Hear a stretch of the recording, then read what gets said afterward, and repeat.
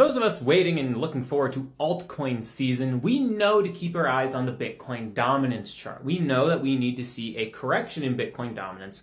Well, the price of Bitcoin is still going up, meaning that money is still flowing into Bitcoin, just more money is flowing into altcoins. But I think we will also be able to see this trend shift in the Ethereum ETF flows as well.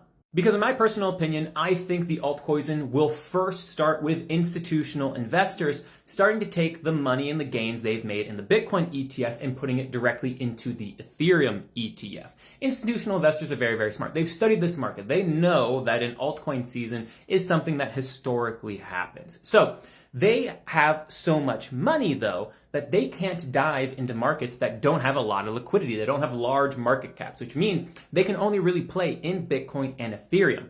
Luckily, they have two ETF products to play around with. And to date, the Ethereum ETF has had zero interest because why would people buy it over Bitcoin when it doesn't have staking? Because for institutional investors, they just want exposure to the crypto space.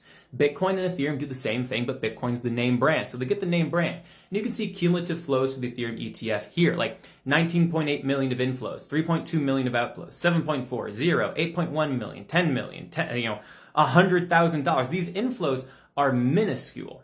And they're minuscule in and of themselves, but also when you compare them to the inflows and outflows for Bitcoin, 81 million, half a billion, a quarter of a billion, half a billion, a third of a billion, half a billion, half a billion, a quarter of a billion. No, it's the numbers on Ethereum are terrible. But I think if we keep our eyes on the Ethereum ETF, when we start to see the numbers increase, kind of like right now, 24.2 million, 48.4 million, back down to 2 million, right? If we start to see some $50 million days, maybe some $75 million days in Ethereum, that, that is a sign that institutional investors are starting to take some of their money and their gains from Bitcoin ETF and put it into the Ethereum ETF, because they can easily do that. It takes a number of more steps to take money from your Bitcoin ETF, take it over to Coinbase and invest in altcoins. But it's very easy for them to call up their BlackRock sales rep and say, hey, I want to now get positioned for altcoin season, turn my Bitcoin ETF into an Ethereum ETF. And then that sales rep goes and does that work for them. It's very easy for them to do so. So